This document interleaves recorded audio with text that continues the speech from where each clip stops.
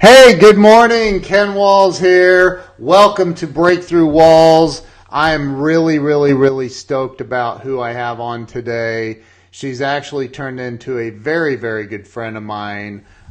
This lady is someone very special. So I'm not even going to go into it. Like, she's just amazing. I want to welcome Rebecca Chernek to the show. Welcome, Becky. Thanks for having me, Ken. Appreciate it. Oh, you are so welcome. I'm very grateful that you said yes to come on to the show, because I know that you and I've gotten to know each other really well over the last several months, and man, you're one of those people that just gets it. You know that. Life isn't always easy, but you figure it out. You grind through it and you figure it out. That's true. And that's what this show is all about. This is about helping people have a breakthrough in life. Because along the way we all hit those walls, so to speak. We all get stuck, and we don't know. We don't know what to do, I guess. I'm sure you've been there, but yet you figure it out, and that's what this is about. It's a show to inspire hope, I guess, in people, and so I want to start with this. I want to start this interview with a question that somebody told me to ask you. Okay, great. Oh boy. As Jim Ziegler said yesterday, I was colluding. So somebody told me to ask you, what is the best piece of advice you ever received from a guy named Frank Lopes? Oh my gosh. You don't really want me to say it live? Say it live. You can substitute if you want. Maybe not take everything so seriously. Just push forward. Just don't take things so seriously all the time. Just don't worry about it. Just put it out there. Put it out there. That's it. It's all good. It's just all good. And so I cleaned it up for you, Frank. Yeah. I'll leave it for Frank to handle that one. Yeah. Frank, as we know, Frank just kind of lets it roll. He just lets it roll. And I love him for it. I know. He's been awesome. He's a dear friend, and I appreciate him so much, his feedback. He's always made me feel so much better, because sometimes I put too much pressure on myself. Well, and I think we all do that, with part of this whole deal is having people get to know you. So I'd like to kind of start with, where were you born and raised? Well, I was born and raised in Baltimore, Maryland. Okay. Yeah. And Towson, Baltimore, Maryland. Yes, that's where I'm from. That's my roots. Okay. So you were, and that's on the ocean, right? I've never been to Baltimore. Sort of, kind of 3 hours away from Ocean City, Maryland. And that was my playground when I was growing up. Ocean City, Maryland. We'd go on vacation. That would be the place for me to go to. And I'm going to turn this light off here because it's kind of flickering. And anyway, so Ocean City was the place to go. That was where we would go as children. And it was a lot of fun. A lot of fun. Yeah. So growing up, I mean, you got into... I don't want to get ahead of myself. So you grew up in the Baltimore area, and you went to. Did you go to college? I went a little bit of college. I did. I went to Towson State. Okay. Just a little bit. So you didn't. Well, like maybe 2 years. I mean, I was lucky. I got through 2 years. It was business stuff, and it was like, there's got to be a better way, to go in my life. Right. And so I was able to go ahead and get down as much as 2 years. Yeah. So you did 2 years of college. Mm-hmm. And so after that, what happened? What was next? You left college, so you're a college dropout. Pretty much so, yes. I'm not going to go ahead and tell everybody, I was this college kid when I just wasn't. I got more out of the car business than I did out of college. And I just felt that was kind of where I belonged. And I felt like, you know what, I don't need this other stuff. All I need to do is go in, sell some cars, and I'm going to make some money. Right. And that's kind of where my thinking was. And it was like, and my father would push me and he'd say, you really need your education. I really don't want you in the car business. Now, my dad was a car dealer. Right. So is that like when you I forgot to tell you to share this out on on Facebook, because my software doesn't automatically tag you, but, but you can go ahead and share it. But because we have some people on here, some really, really great people. So so you got out of college, you left college after a couple of years. And is that when you because I know you've been in the car business for a while. Is that when you left college and went straight into the car business, or what was the biggest influence pushing you towards that? I'm assuming your father?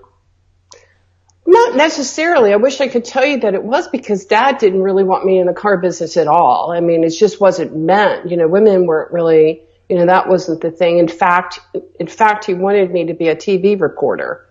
And he said, that's where you need to go. That's you. Wow. And I'm like, that's not me.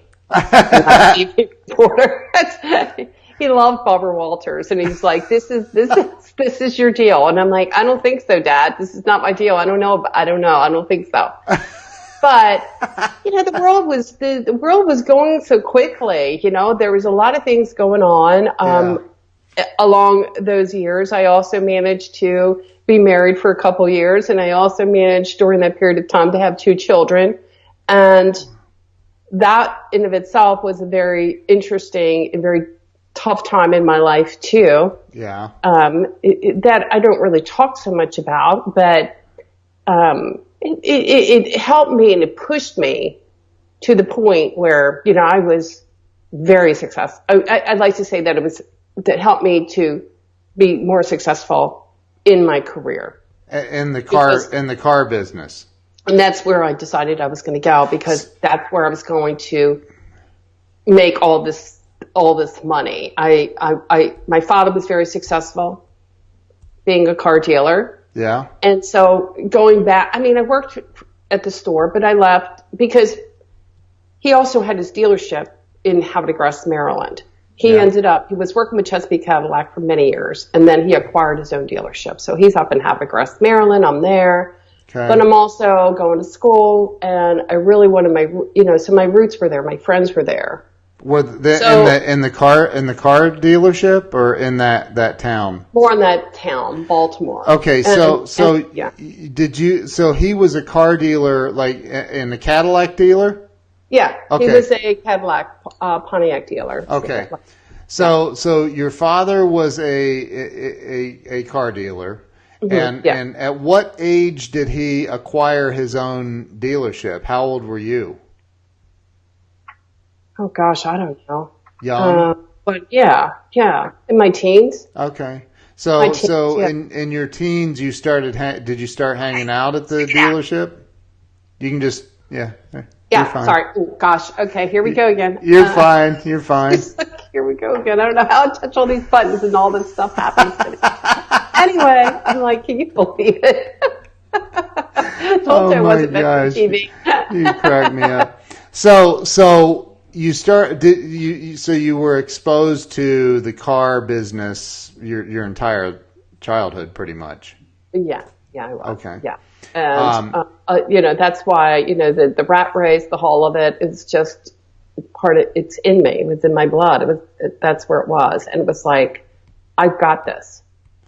And it was interesting because when I went into Alpaca, Lincoln and Mercury, and asked them to hire me, I was the first female. And I didn't go into the new car store. I went into the pre-owned store. So, but that wasn't your dad. That wasn't your dad's dealership. No. That was. And what did he say about that? You're crazy. Why would you go do that? They're not going to hire you. In sales. Mm-hmm. Because back in those days, back in 19, I'm really dating myself now. Here we go. Brady's going to know I'm getting older, but 1987. Wow. Okay. Think about it. Yeah. Females weren't much thought of to be in car sales at the time. That was that was not common. Really? Not common at all. Wow. So, but they didn't realize how much I know. Because it was interesting. It was interesting. So they thought, what's the worst thing that can happen? Right. She doesn't work out. After 30 days, we'll blow her out. We have to get rid of her. Right. Yeah. Well, that didn't happen that way. It didn't? What happened?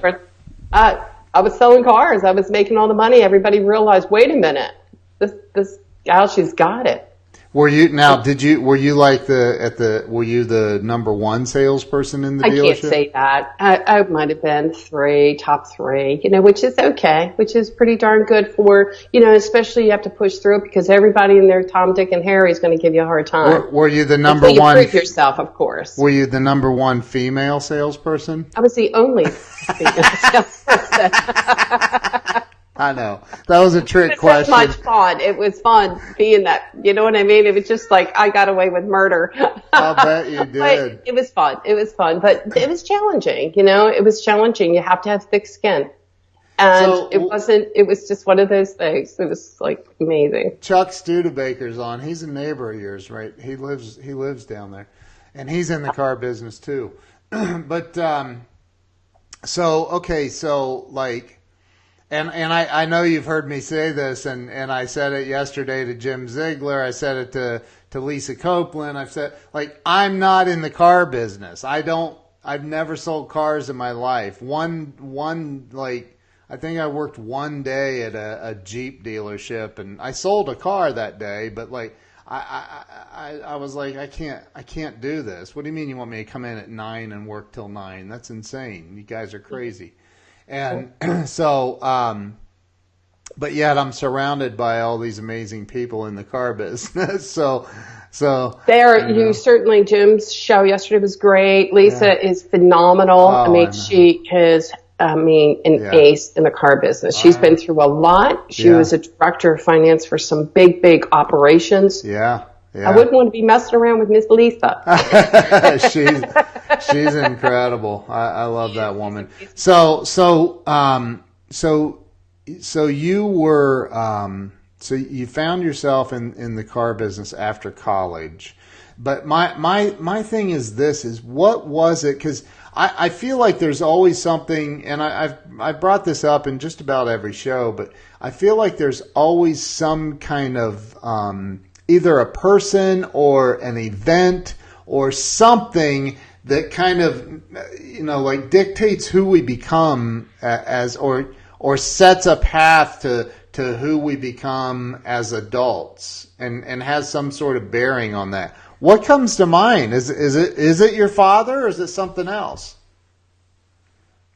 Well, there's a couple things. I think Dad played a huge part in it. Although he was a car guy, he really, he paid attention. He was hands-on.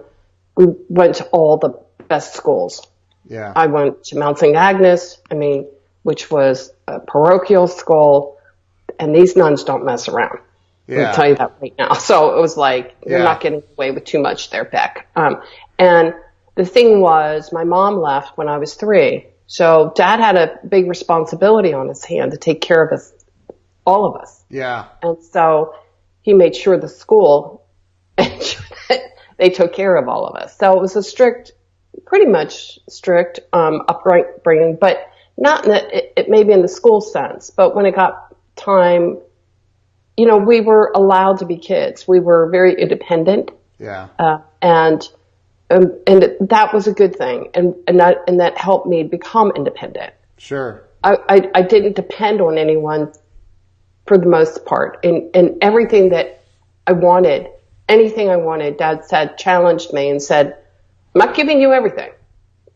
I'll give you a good education, but as far as everything else goes, you're going to have to go work for it. Wow. And I did. I started working when I was 14 years old, I think, at an ice cream parlor, whatever. And then from there, at a white coffee pot, I think. And from there, I mean, I was always trying to get extra work to pay for my clothes, to pay for things that, I wanted to have.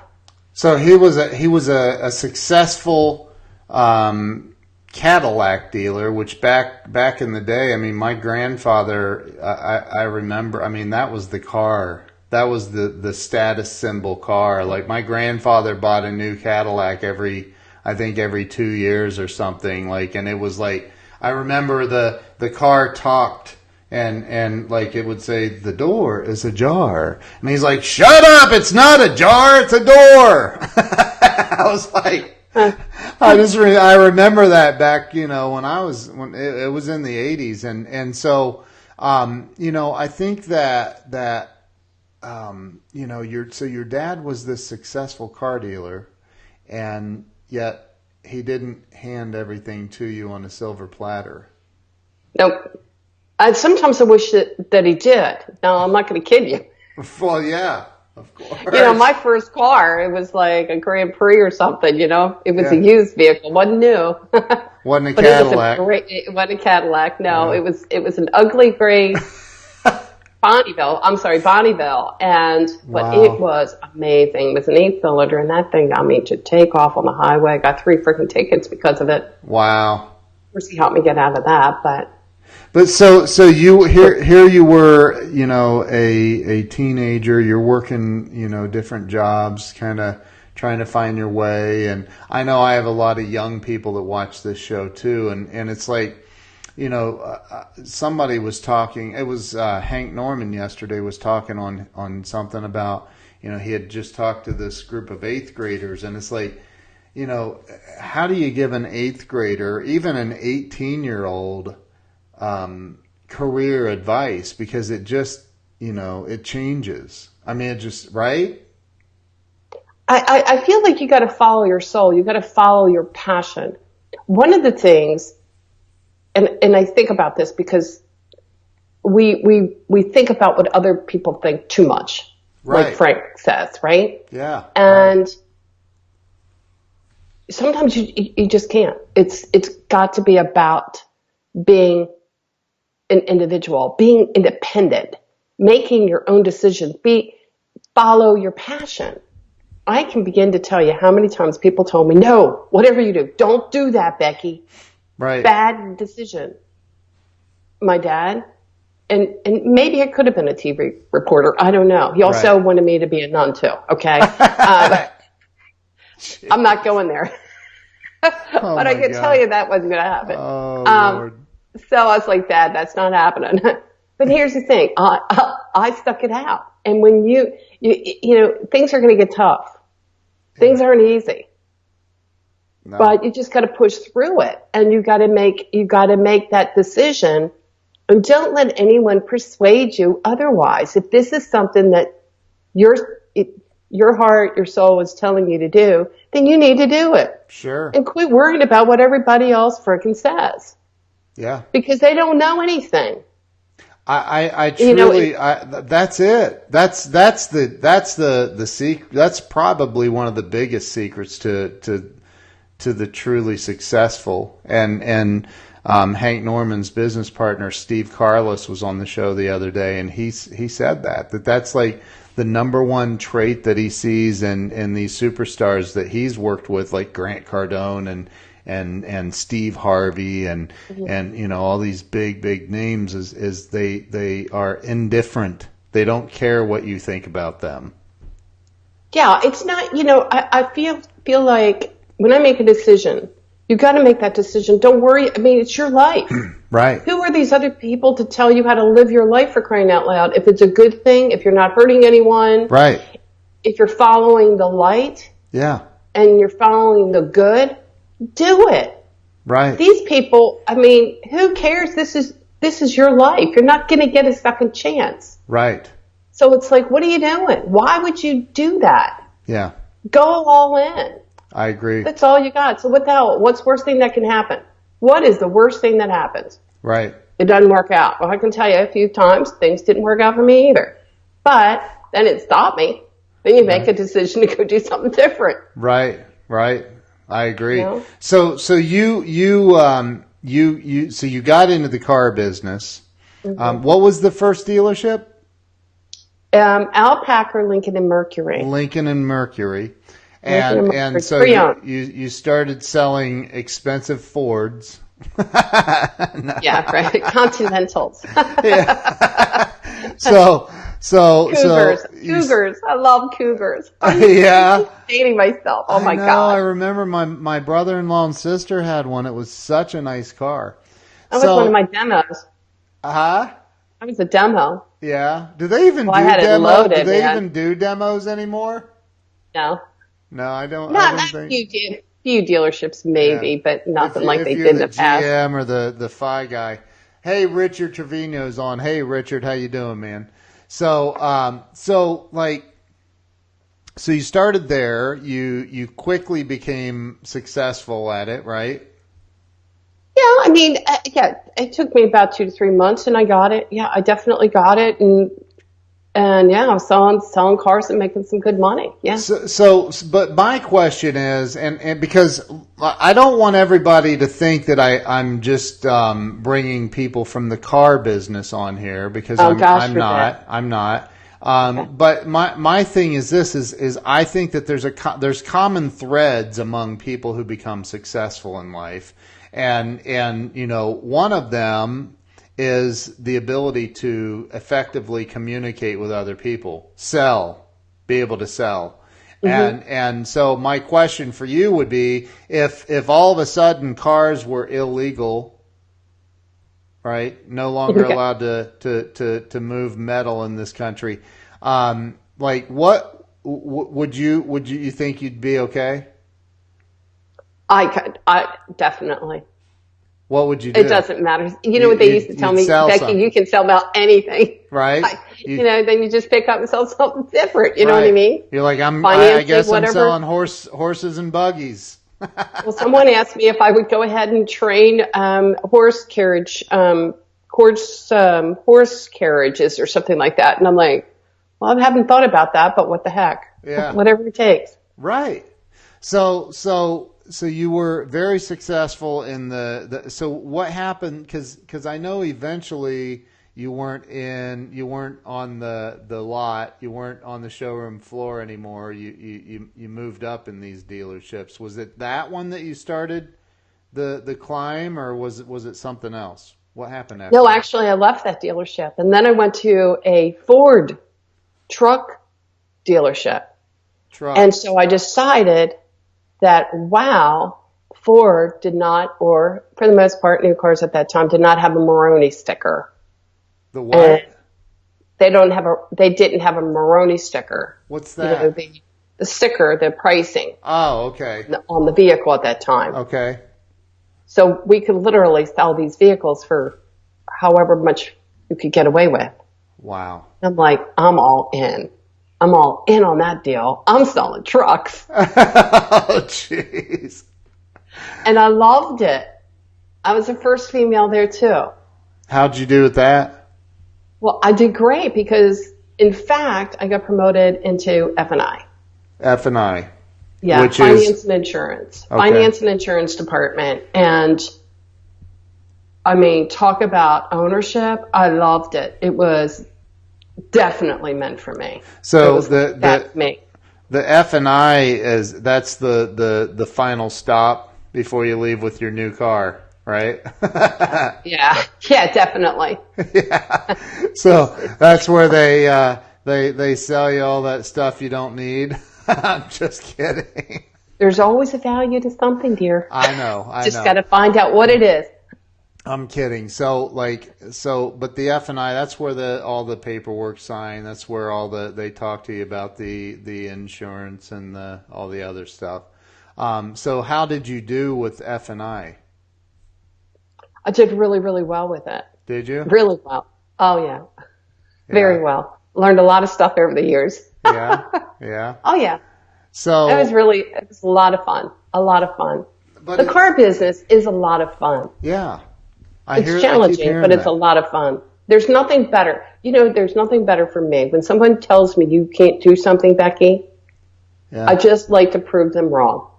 Right? It's a lot of fun, yeah. That And then it's that told you so.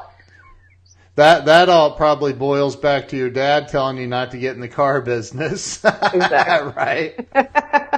Yeah, he was a brilliant man. I mean, he was a very talented car guy. I mean, he really was. He was incredible. Wow. Incredible car guy, yeah. So you really learned a lot. Yeah, I mean, he wasn't easy. Yeah. He was easier on his friends than he was on his daughter. That's for darn sure. I'm sure he was. That's the way it goes. We want the best for our kids, That's right. That's right. So along the way, you've done a lot with the car business. You've done a lot in F&I, but along the way, has it always been easy? Like you were just always rolling in the dough and never had any struggles financially? Oh, well, okay, well, it's never that easy. I wish it was. Right. I know. I'm trying to dig it out. I'm waiting on you to pull out your damn crown and halo and polish it on air. I'm kidding. Everybody thinks I'm an angel. I know. But the guys that know me know better. It's not. So it's not always been easy, right? There's had to have been times where you're like, how do I pay the freaking bills? How do I do this? How do I do that? I was eating peanut butter and jelly sandwiches for a while there because I was living the dream, and all I would do. I could not let anyone know that I was suffering. I'm not calling that. Right. The truth is. Yeah. I'm not going to tell anybody that they were right because they're wrong. I'm right. Right. So but let's talk about that because here's why. I know that through other people's stories of being kicked in the teeth and knocked down, and I know that people grow from that. They grow, they learn, they also get what we all need more than anything, and that's hope. And so, tell me about some of the stuff that you've been through that you're like, God, I'm not going to make it through this. I'm not going to, this is it. This is going to be the one that does me in. Okay. All right. I'm not sure if you're ready for this. I'm ready for it.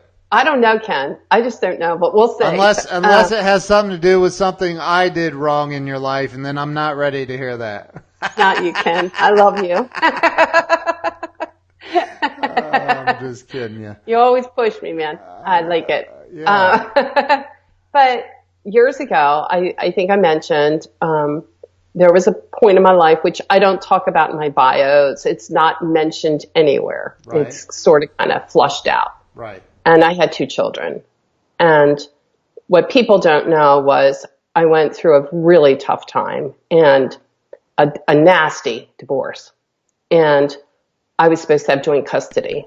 And that didn't happen. So what people don't know, or, most people don't know, is that my children were literally taken from me. Oh, wow. It was horrible. And it was beyond painful. Yeah. And it was tough. And I would constantly go to court, and here at a time that I didn't have all this money. I was eating peanut butter and jelly sandwiches, for crap's sake. Right. And I was doing everything I could to fight it. And it just, it was just endless. And finally, one day, my daughter, she was 6 years old, and she said, "Don't pick me up anymore. Oh, wow. Just don't." And they were going through a lot of pain because it was they were manipulating the children. You know the drill. Yeah. I don't know. Well, maybe probably know other people that have been through the same thing. Yeah. And finally, right, wrong, or indifferent, I made a decision. It had to stop. Yeah. They deserve to have a life without me pulling on them, without their father pulling on them. Yeah. And I pulled out. And I felt that I made the right decision at the time. Right. So I just went to work. That's all I could do. It was like I was going all out. Yeah. That this took me to another place. Yeah. I could feel sorry for myself if I wanted to. Right. And believe me, I felt sorry for myself. Like, I'm going to choke on this peanut butter. I swear to God. Oh my gosh, I am. Because, it just can't be this is tough. This is really tough. It's really painful. Yeah. But I had to believe in myself. Yeah. And I just didn't take no for an answer. And I was very fortunate that when I worked at the truck dealership, I met some really good people. Sure. The dealer, the GM, Jay Weddick, he was awesome, tough, but awesome. Kathy, she was the F&I person I learned a great deal from. I learned a great deal from her, but they were there, they were there. So it was like, okay, we know this is happening, but you're going to put your best foot forward. And I did. So that was a tough time in my life. Sure. But I got through it. And it does, it was a decision I made, right, wrong, or indifferent. Could I made a different decision and say, you know what? I'm pulling the kids out of the house. I'm taking them with me. Yeah. I don't know. I can relate. I think anybody, that it's tough to, I think, we all feel like we get to that place, and it's why I wanted to, Frank told me, he's like, dude, start off with that question. And so I know, but like we've all been through stuff in life that we go, man, I made the wrong decision. And we question ourselves over and over millions of times. Right.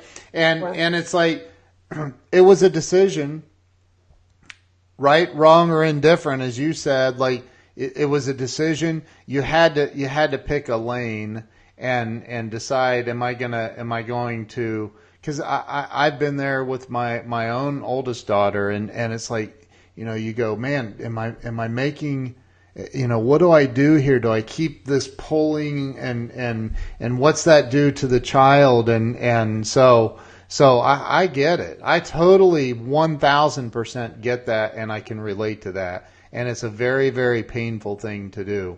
But I totally understand. I get it. Completely. Some people can cheer you up, but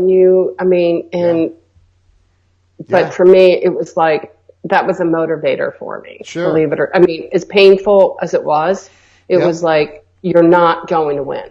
Right. You're not winning. Right. And that's when you make that decision. And right. It's like, no, you're not winning. Mm-mm.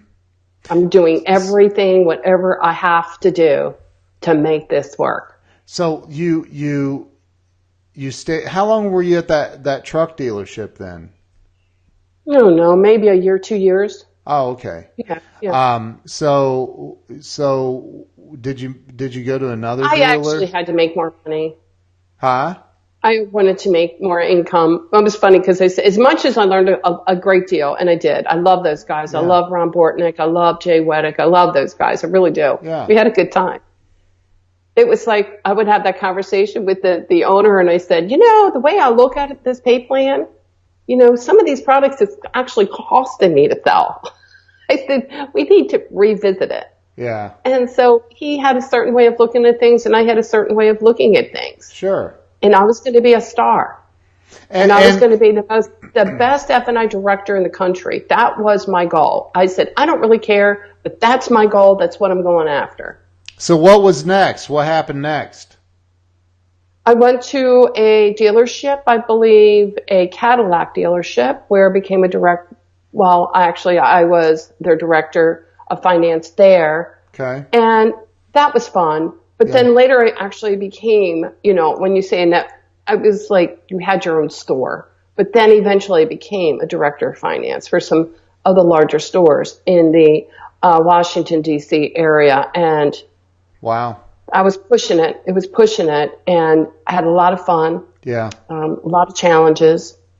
Yeah. And, you get to that level. It's a lot of money. It's a lot of challenge. It's a lot of hard work. Making millions a year, right? I don't know if I made millions a year. I wish. You did well. But I did pretty well. Yeah. It was good. I mean, it's a lot of hard work again. Yeah. And then I decided, believe it or not, to go. And I'm trying to remember what year it was, but I actually went and ran a Saturn dealership, of all things. Wow. And again, here's people that said, whatever you do, don't do that one. Yeah, right. That's stupid. Yeah. Those stores are going to shut down in a year, Becky. Saturn cannot sustain itself. There's no way. Wasn't that like GM's Yugo? Yeah, almost. No. I'm kidding. No, it was phenomenal. Yeah. It was phenomenal. I learned so much from that experience. And it's funny because sometimes we're in experiences and we're like, why am I going through this Right. stuff? Right. Why? And then find out it was meant for something else. Yep. You actually had this because I guess the universe realized that you'd springboard into something else because of it. Right. Bingo. That's it. That's it. And I didn't realize it at the time how important that experience was going to be for me in my life. And it played out big time in my career. But those things, that when you're going through them, it just sucks, doesn't it? Oh, my God, yes. It's like, what the heck? Like, hell did I do? Can't you... There's this saying I've heard. It's God will never give you more than you can handle. And I was like, I wish God didn't think so highly of me. Like, he does have a sense of humor.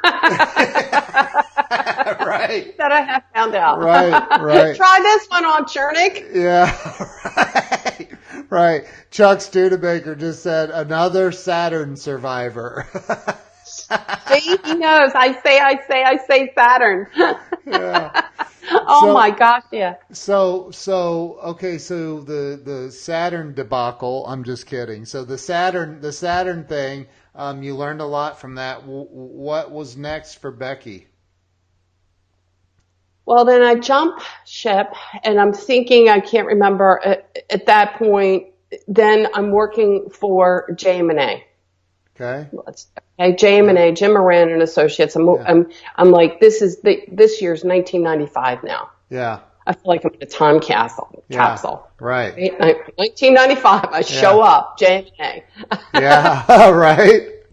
And what a neat experience that was. Right. I had some of the best car people in the business at that time in 1995. Okay. Yeah. I don't know what it is today.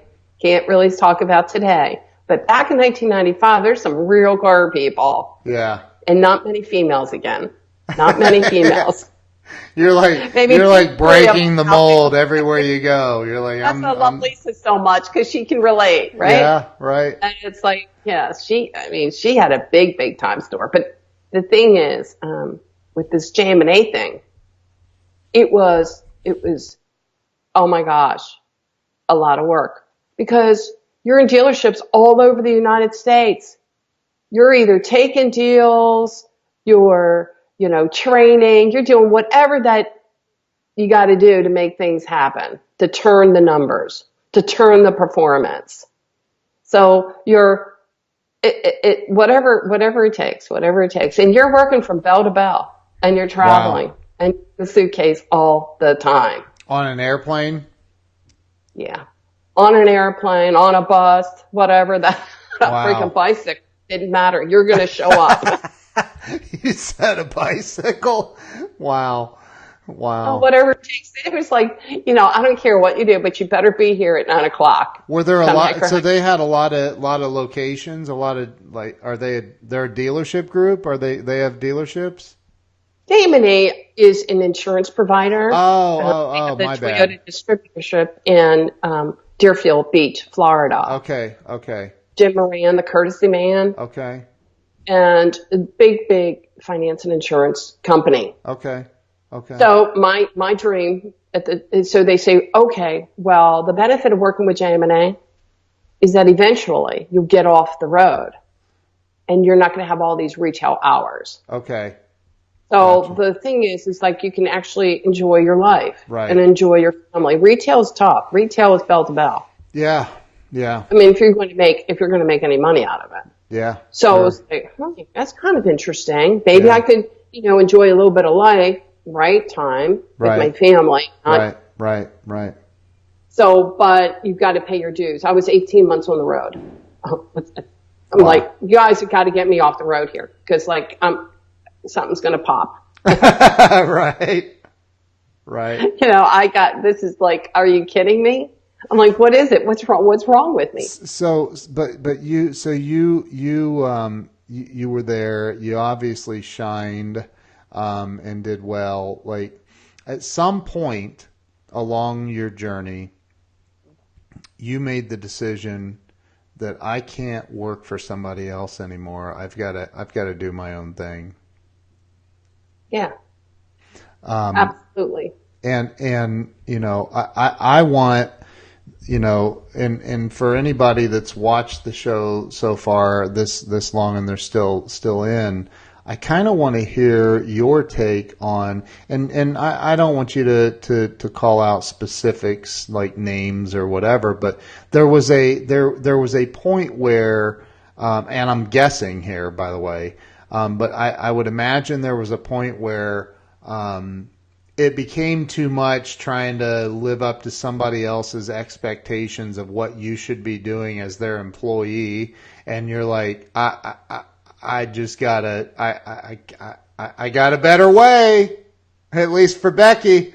For me, and I know, and it was like everybody questioned that again. What are you doing? Why in the world would you ever do that? You've worked so hard, Right. with JM&A, and and maybe I could have made a different decision. Right. And at the time, it was working with I got promoted. I was in the AutoNation division. It was fun. I had the Southeast region. I had the best boss on the planet to work for. Learned a great deal from Adam Aarons as well. Good guy. But then things were changing with the AutoNation division and JM&A, and now we were trying to figure out, well, where can we relocate Becky? Yeah. And I decided I'm not relocating. I like where I'm at because then I was in Atlanta. Yeah. And that's where I live now, Atlanta, Georgia. Mm-hmm. And I kind of like it here. I'm not going to the North Pole. The North Pole. Is that what you said? The North Are you kidding me? Well, we have some options here, Becky. I'm like, oh, really? What are those options? And I don't know if they were just doing that to... North Pole and the South Pole. Exactly. I So hear we it's have warmer South in the Dakota. South Pole. We have North Dakota territories, or you can take advantage of our Chicago territory. I'm like, I'm not doing that. I'm not. I'm not doing this. So I decided, you know what? I can do this deal on my own. Yeah. I own this deal. Yeah. And this was at a time what year was it? 2001. Yeah. That menu selling in the auto industry, more and more dealers were trying to figure out how does that work? How does menu selling work? What is it? I've heard you say that probably 500 times since I've gotten to know you, and I have no freaking clue what it means. So right here on live television, you're going to say, Ken, this is what menu selling is, because I have no idea what that means. Okay. It's a way to present your products to your customers who finalizing the transaction. Okay. You're presenting, it's a concept and it's a way to present your products in a user-friendly format. It's upfront. We say best practices. Mm-hmm. It's not a legal law to say, well, you absolutely have to present a menu. I get that. But it is best practices. A menu of what? A menu of tire shine and... Yeah. So of your service contracts, you have tire and wheel, we have our GAP products, we have paint and fabric protection. Oh, okay. Disability, value shield. There's different product offerings, and we present these in a more of a user-friendly format. So we're not step selling through all this stuff that only takes an hour long then for the crap out of customers. I got you. Chuck just said it is consistent. It is about being consistent. He's absolutely correct. Being consistent, being upfront, it's transparent. Customers feel like they're in control of the buying process, which is the magic. That's the magic. Yeah. And I loved it. It was different for me too, because back in my F&I days, we were doing different things back then. Right. We were doing payment packing back in those days, not realizing it was payment packing. I didn't realize it was payment packing. It was the way we were trained. What's that? What's payment packing? Well, that's doesn't it sound bad? Do what? Bad's like payment packing. Yeah, that sounds really bad. I don't want payment packed. Really, when the payment, it's like, when you tell the customer that, oh, by the way, I have different terms that are available to you. We have 36, I've got, 42, 48, and you share these payments and they're like freaking like ridiculous. It's $1,000, whatever. And they're like, oh, I can't afford that. Right. Okay, we can go ahead and stretch those terms, but every time I stretch the term out, it's going to cost you more in finance charges, but whatever we need to do, I understand we need to accommodate that payment. This is after the customer already has it visualized sitting in their garage. Correct. Right. In fact, you might even talk a little bit about that. Oh, God. Those were glory days. And so then, then you say, okay, well, in the payment of your choice, Ken, it includes our service contract, it includes this, that, and the other. And you come clean, and I say that, you disclose the products after the fact. Right. But really, we're menu, if you're going to use menu as a best practice and compliant menu, right. We want to tell the customer the terms of the sale, the base payment, and the key here to remember is prior to the products being presented. Right. So the customer can make a clear decision. Are these the products that I want to take advantage of? And understand that that's going to add to the payment. So you're talking menu selling is just, it's like, hey, let's be transparent and ethical. I'd say to dealers today, because there's so much going on about this menu selling. Yeah. I ask the dealer, when you use a menu, are you using the menu to be compliant? Or are you using a menu to sell your products? Or are you using the menu for both? And every dealer's different. Really? Every dealer's different. So you might as well just ask, is it compliance? Is it product? Or is it both? So some dealers say, I don't think I need the menu for being compliant. At least know what you've got. Right. Don't tell me that you want to be compliant and you don't even have a base payment on a menu. So now, so you got into your own deal. And when I say your own deal, I'm not sure everybody understands what that means. Did you start a house cleaning business or what? Probably should have. Sometimes I think it is. You said I should have. So you're like, I went to a dealership before, and I'm like, "When's the last time you've been in the bathroom?" Right. No kidding. Talk about. I said, "You got crap everywhere. Get the hair out of there." Right. Clean this place up. So what was when you got into your own deal? When you started your own deal, what was that?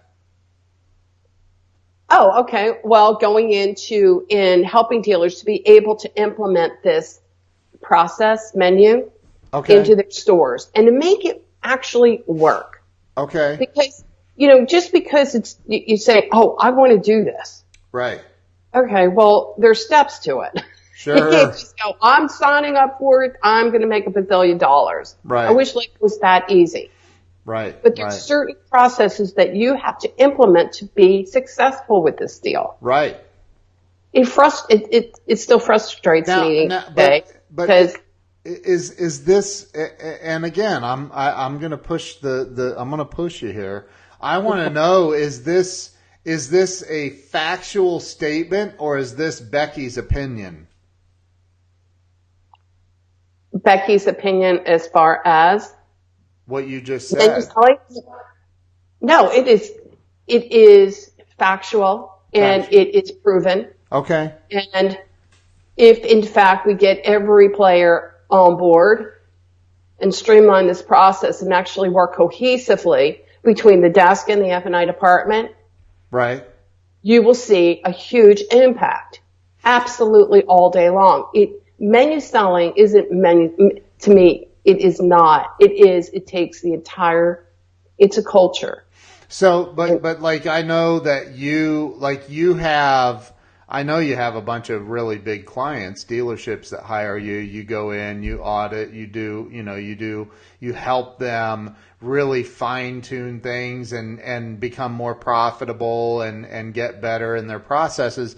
But it sounds to me, and again, I don't know the car business. I mean, I don't even know what the hell menu selling is, but like, I would think, okay, well, if I'm the car dealer owner or GM, and am I not aware that there's some issues? Because like every car dealer in the country should hire somebody like you, bring them in. Well, I appreciate that. No, I mean, right? Or am I wrong? No, I think that they believe that things are happening behind the scenes. I'm going to go ahead and give,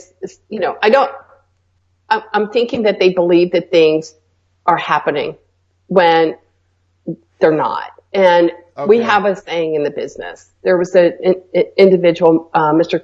Scott Crabtree from Pohanka. Okay. Tough man to work for. Okay. Respect him. But his whole thing has always been inspect what you expect.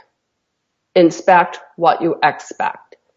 And this is what I've heard happens. that. We think things are happening and they're not happening. Right. We believe that our F&I people are presenting menus when they're not. We believe that these interviews are going on when they're not. We believe that the desk managers are actually providing a good pencil when they're not. So, and again, for anybody in that's not in the car business, they're not going to understand 90% of what you just said.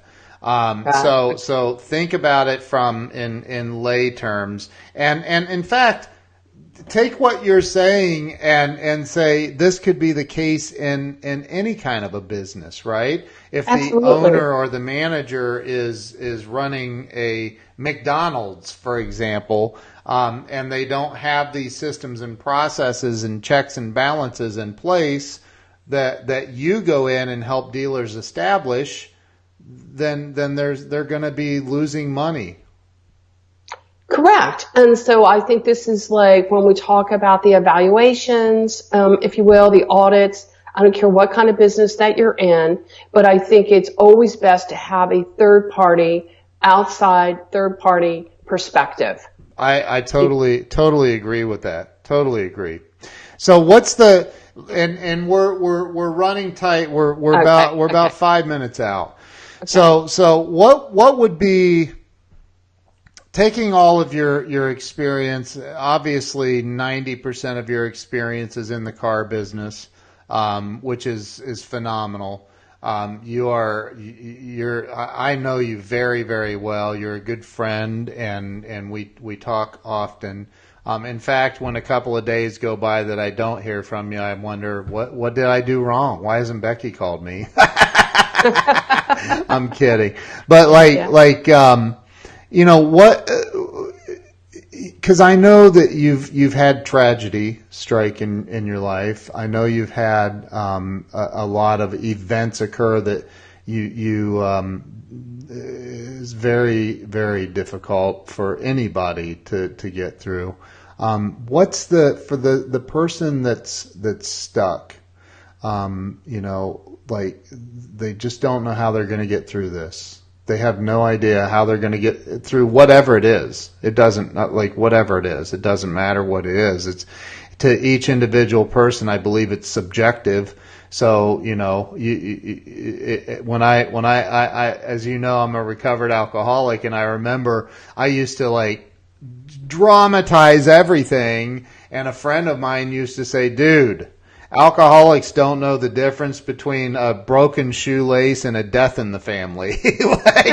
like it was all the same, you know. That's right. And so I think you know, what's your number one piece of advice to somebody that just feels like they're stuck and they're not going to get through this? They don't know what to do. Wow. Here again, you got to really define your goal. You got to define your goal. You have to come up with what is it that you want to achieve. You do. You can't be wishy-washy. And it's got to be something where, you know, you're passionate about, that you care about, that you give a shit about, that you're going to get up every freaking morning at 5 o'clock in the morning. You're going to do whatever that it takes to make it happen. And you're not taking a no for an answer. But you have got to make a definitive decision. What is that you're going to do, and stick to your guns and flip and do it no matter what, how, and they're going to be bumps in the road. They're just going to be freaking bumps in the road, and know that, but keep on keeping on. Here's the other thing. Find mentors, find individuals in the industry or anybody's industry, whatever that matters, and motivators. Anyone, listen, just don't take no for an answer. Read a book, there's just so much content out there, but constantly motivate yourself to keep moving. Don't think, and the negatives come up. I get it. They do. They're like, this will never work. I can't do this. This is never happening. Oh my God. What did I just do? Oh my God, I just took off. Falling out of the sky here, right? I don't know if anybody's done skydiving or not, but it's like, now what? Right.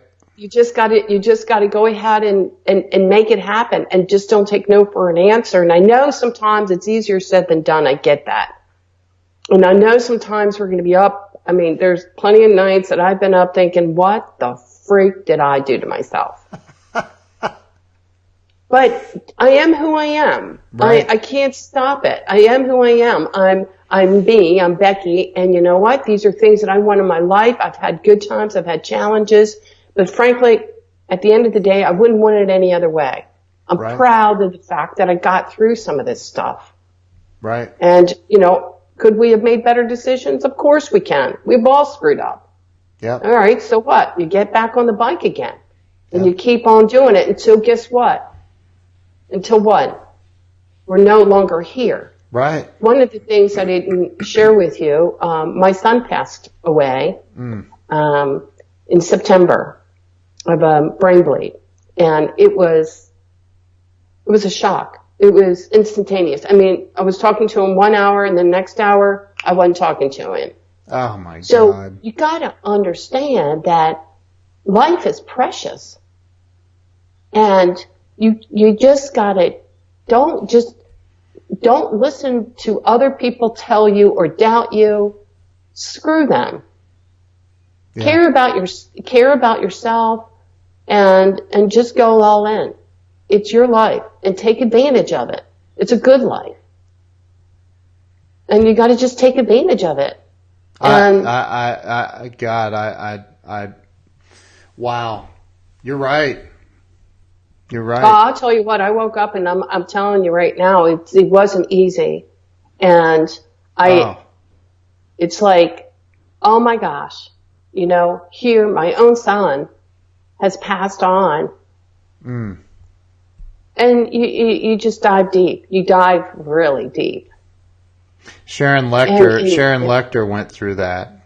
Yeah. And she talked about how she's like, I didn't want to get out of bed for 3 weeks. I was, and she's like, and then, it was like my son was talking to me saying, get up, go, you got to go. You got more to do here. Yeah, and so I've been very fortunate. Julie my daughter, has been very supportive and been, and so that's been huge. It's really good. Yeah. And I just feel like I know some people go through a lot of pain, mental pain and anxiety and alcohol abuse and I get it. And, some are diagnosed with bipolar, especially in our industry. We have a lot of that ADHD going on and all this other stuff. And they wake up and they have it tough. It's pretty tough, right? Yeah. But, again, even for that, I would say take the medication, do whatever that you can do, and just make the decision that this is something that you're going to do and that you're going to be consistent with and that you're just make it be all in 100%. And I think that is the biggest thing is being consistent. Like you can't, I've been there so many times where it's like, you get under all this pressure, then maybe something happens and a little bit of the pressure's relieved and you might want to go, okay, now I can hit the cruise control and take a nap and I've done that. I've done that, join the country club and I'm playing, golf and it's like, no, man, you gotta, like, maybe when I get to Grant Cardone's level and I've got hundreds of millions of dollars and I can buy $60 million jets or whatever, but like, no, you can't, like, you gotta stay consistent. You gotta keep pushing no matter what. No matter what. And the other thing is what used to work years ago may not work today. Right. People have a tendency to stay, doing what they've been doing and expecting a different result. And one of the things is like, no, change it up. Right. Because it worked before, great. It worked before. It's not working right now. Right. Get over it already. Let's figure out a different way to do this deal. It's like, did you see my interview with Glenn Lundy? Like that dude is changing it up. That's what it's all about. It is. I had a conversation with a dealer yesterday, and he was like, "What the frick am I?" I said, "Well, here again. Now, I don't want to make this into a commercial at all. Right. What I'm doing is we talked about this workshop. Yeah. Yes. Mastering F&I in a digital age. Yeah. And so this dealer and I were having this conversation face to face, and I said, "You got to do something different." Maybe it is having a different, where's your showroom at? Maybe it's not necessarily your showroom so much coming into the dealership. Maybe it's that website presence. Maybe it's how you're communicating with customers, engaging earlier with that customer. How is that all being done? I mean, people are got to figure this stuff out because we have disruptors in this industry, like it or not, they're not changing. And and they're all about getting to that customer earlier on in the process. Yep. Obtaining financing earlier on, even before the customer goes into the dealership. Right. And if the dealership or dealer continues to, we'll wait it out, we'll wait till the customer comes into the F&I office or dealership, we'll talk about these terms. Two things can happen. Number one, no car deal. Or number two, no financing. I'm walking in with a check made out for the exact amount. That's no fun. Right. Right. So, you know what? Got to change it up. Right. Got to change it up. And that's life. That's any business. Like you got to stay relevant. Louis John Maniscalco's on here, and he said new trend. And I know he's a car guy too.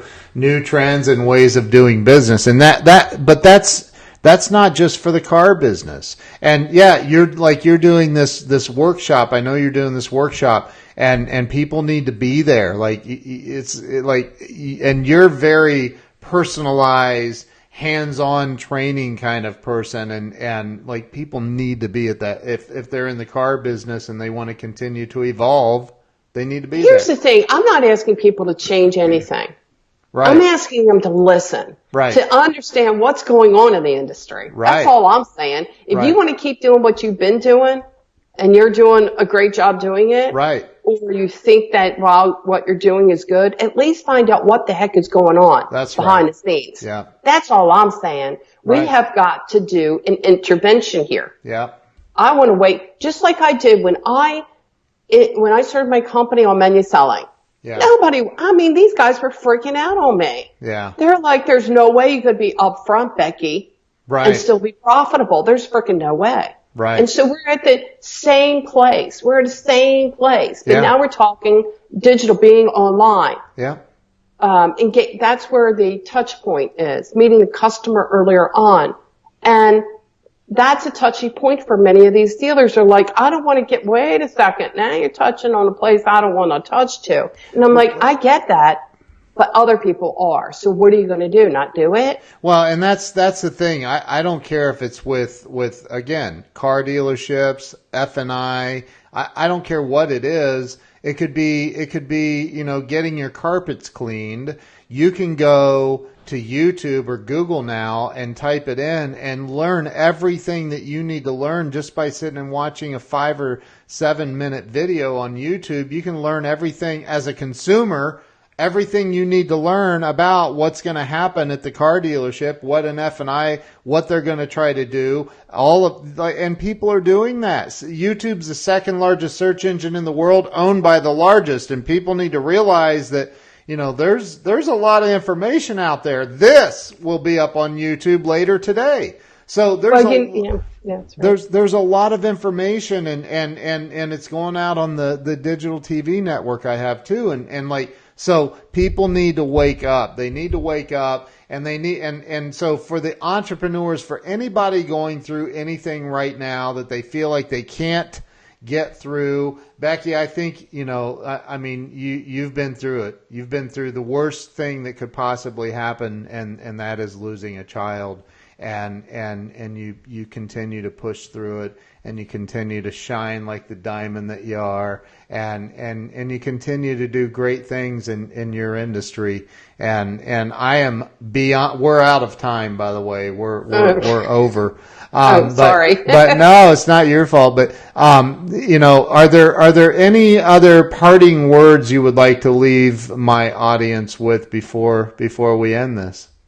Well, first of all, thank you again for having me on your show. This is amazing. This is fun. This is great. And, the only thing again that I would like to say is that if you believe it, do it and go all in. Yeah. And, there's that fear factor. I get it, but just push through it and don't listen to other people tell you can't do something. And you've got to remember, this is no dress rehearsal.